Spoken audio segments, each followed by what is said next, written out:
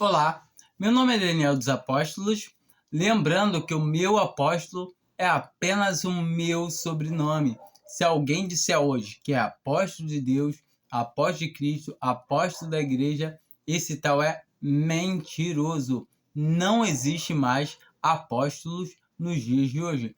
Apóstolos foram testemunhas oculares de Cristo Jesus. No meu canal aqui, eu falo sobre o Evangelho da Graça por meio da fé. E essa fé que não vem de nós, é dom de Deus. Todavia, hoje eu quero falar realmente sobre a salvação por graça, né, por meio da fé, e por que os pastores, os bispos, diáconos, os clérigos das denominações, principalmente da linhagem pentecostal, porque eles não creem, eles não aceitam que a salvação é somente por graça. E automaticamente a gente pode ver que dentro da palavra de Deus fala que o homem natural, que não tem o Espírito, ele não pode crer, por quanto a pregação da fé é loucura. A gente encontra isso em Efésios 1, fala que é loucura a pregação do Evangelho. Ou seja, Cristo morreu por nossos pecados. E eu crendo nisso, eu tenho salvação? Não, só isso não. Essa loucura não entra na cabeça do homem, não entra no coração do homem, a não ser que seja vinda de Deus, a não ser que Deus injete nele vida, para que ele possa crer, ou senão não vai passar apenas de loucura, como a palavra de Deus diz. E muitas vezes a gente encontra pessoas falando em graça, falando do evangelho da graça, mas falsificando o evangelho, como o apóstolo Paulo chama do evangelho anátema, ou seja, falando que, mudando o sentido da palavra graça, graça é favor imerecido, ou seja, você não faz nada para merecer, mas recebe. Você não merece e recebe, compreende? E automaticamente, quando o homem fala que você tem que fazer para você receber, ou tem que fazer para você não perder, isso já não é mais graça, isso já é obras. E a palavra de Deus diz que por obras ninguém vai ser justificado perante Deus. Ou seja, a nossa justificação, como também está escrito em Romanos 3, Romanos 4, aliás, a palavra de Deus toda fala em justificação pela fé em Jesus Cristo, pela fé no seu sangue redentor. Quando nós entendemos que somente crendo que alguém já pagou a nossa dívida, nós temos a salvação. Automaticamente, quem crê em Jesus tem a vida eterna já agora. Ah, não, mas eu ouvi falar que o meu pastor falou que tem que ter obra, senão não consegue salvação. O problema todo está em você. Não é no seu pastor, é em você. Você não está lendo a Bíblia. Leia, entenda que a Bíblia é a palavra de Deus. E se a palavra de Deus fala que você tem a vida eterna, já passou da morte para a vida, então esquece teu pastor. Esquece que teu pastor é cego. Ele é homem. E a palavra de Deus fala sobre isso, sobre falsos profetas, sobre falsos irmãos que se introduziriam dentro da cristandade, ou seja, para perverter o evangelho de Cristo. Ou seja, o evangelho é Cristo crucificado, somente. E quando você fala isso para um religioso, para alguém que acha que o curso dele de teologia faz diferença na palavra de Deus, ele mal sabe, muitas vezes, que aquele curso de teologia dele termina de cegar ele, porque são preceitos de homem. Quando ele lê a palavra de Deus com a guia do Espírito, aí realmente alguém consegue entender que a palavra de Deus fala. A palavra de Deus fala bem claro: Cristo morreu por você. Você crê? Se você crê, você tem a vida eterna. É isso que a palavra de Deus fala. A palavra de Deus fala que pela graça somos salvos por meio da fé. Então fé eu tenho que ter, mas até a fé que a gente tem que ter não vem de nós, é dom de Deus. E lembre que os dons de Deus são irretratáveis, irrevogáveis, sem arrependimento. Ou seja, é impossível um cristão que é salvo perder. Pode perder sim, que meu pastor falou, mostrou versículo, mostrou quem perseverar até o fim será salvo, mostrou que pode se apostatar. Entenda que a palavra de Deus, ela não pode entrar em contradição. E quando a palavra de Deus fala alguma coisa que parece o contrário da outra, ela não está falando da mesma coisa. Entende? A Bíblia afirma que a salvação é por graça, por meio da fé e não vem das obras. A gente consegue encontrar isso em Romanos, praticamente no livro todo. A gente consegue encontrar isso em Efésios, em Gálatas, em Corinto, e todo tempo a gente vai ver isso. A gente encontra até nos evangelhos, principalmente no de João, onde trata, ou seja, Jesus, a figura ali do evangelho é de verdadeiro Deus. Então a gente consegue ver com mais amplitude ali também de que o Senhor salva e que ele mesmo fala no Evangelho de João que ele não pode perder nenhum. Ou seja, é a palavra de Deus. Então, quando nós nos deparamos com palavras que parecem falar que a gente pode perder a salvação, ou que podemos nos apostatar, ou que se não perseverarmos, não vamos ter a salvação. A gente tem que tentar entender o contexto. Entenda, os evangelhos, ainda o Senhor Jesus estava tratando com os seus, como está escrito, ele veio para os seus, mas os seus não os receberam. Ou seja, após a crucificação, aí os gentis começaram a ser convertidos. A gente só vai encontrar gentis sendo convertidos pela primeira vez em Atos 15, Atos 10, que é os da família de Centurião Cornélio e os amigos dele. E a gente vê em todo o tempo que eles, como estavam sendo em Atos 11, a gente encontra os outros apóstolos interrogando Pedro, porque ele tinha ido até a casa de homens incircuncisos. E todavia a gente conta a passagem de Atos 2, as pessoas não, mas ali em Atos 2 eram gentis, porque tinha gente do Egito, da Panfínia. Não, ali eram judeus que moravam ou que eram nascidos em outras nações. Mas entenda, uma pessoa para ser judeu, ela não precisa nascer em Israel para ser israelita. Entenda isso, para ser judeu. E todavia a gente consegue entender. Então, assim a gente vê que a palavra de Deus ela dá prova dela mesma. Então, quando a gente começa a entender os evangelhos, a gente lendo essa palavra, acho que está em Mateus, ela fala o quê? Que se perseverar até o fim, quem não perseverar até o fim será salvo. E a gente continua lendo essa passagem, a gente vê que fala que está falando de sair vivo o quê? Vivo. Ou seja, ali está falando da vinda de Cristo, que ele vai vir, vai descer em Israel, no monte, e a gente vê que não seja dada a nossa fuga num sábado. Por que no sábado? Não sou judeu, entende?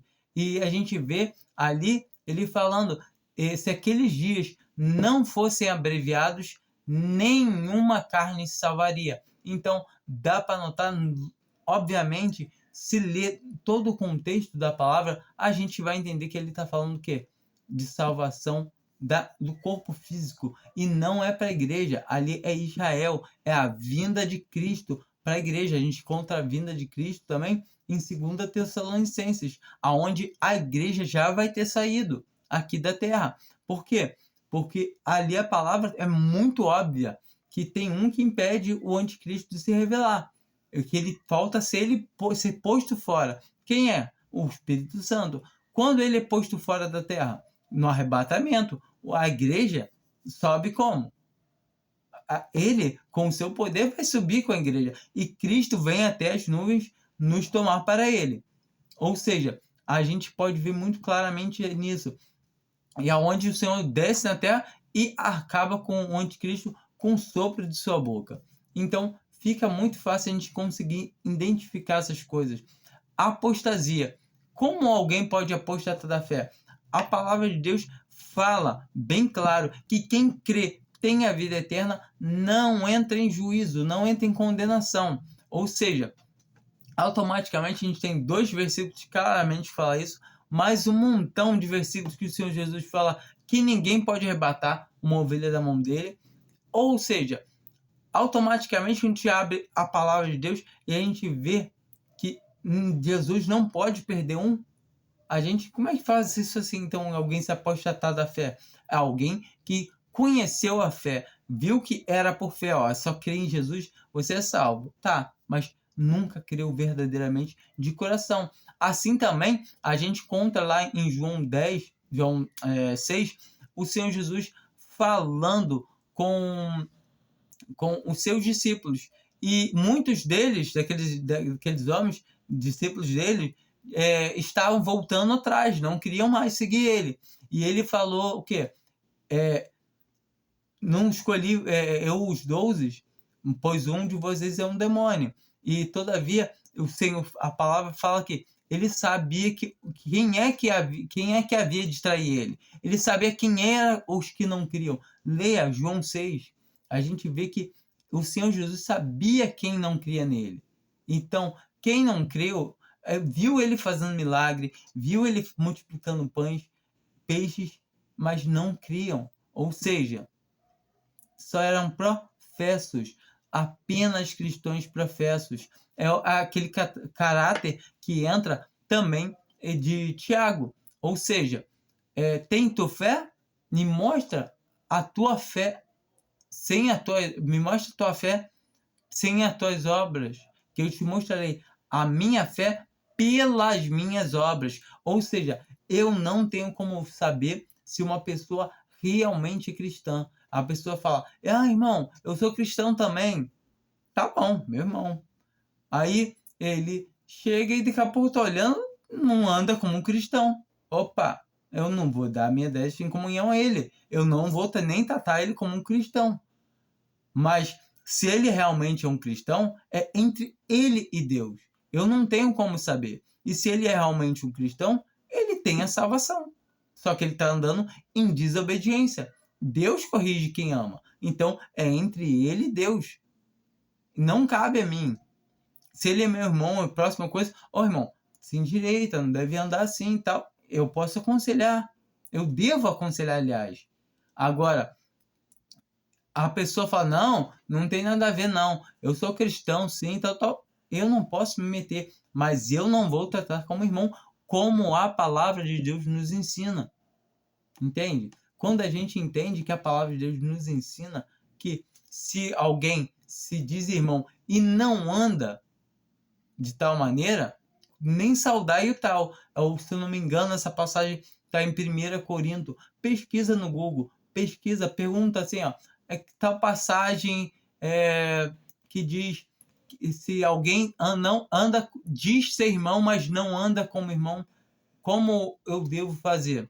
Porque a internet é muito bom. Pergunta, a gente tem que pesquisar. Não, eu acredito no que um pastor faz. Aí a culpa é sua. Só fazer o quê? Você não acredita nele? Continue acreditando. É o conselho que eu posso te dar isso. Só. Porquanto quem quer fazer a vontade de Deus, vai fazer a vontade de Deus. Há de saber se a doutrina é de Deus ou não é de Deus. A doutrina de Deus vai dar glória somente a Deus. A doutrina do homem vai dar glória ao homem. E se você tem que fazer alguma coisa para se salvar, vai estar dando glória para você. Esse que é a coisa que você tem que perceber. Leia João 7, no versículo, se não me engano, 16, 17, fala isso. Que quem quer fazer a vontade de Deus há de saber. Em Lucas 6, no versículo 46, fala: por que me chama Senhor, Senhor, e não faz o que eu digo? Ou seja, alguém que pega e professa que é cristão e não anda como cristão, eu não reconheço como cristão.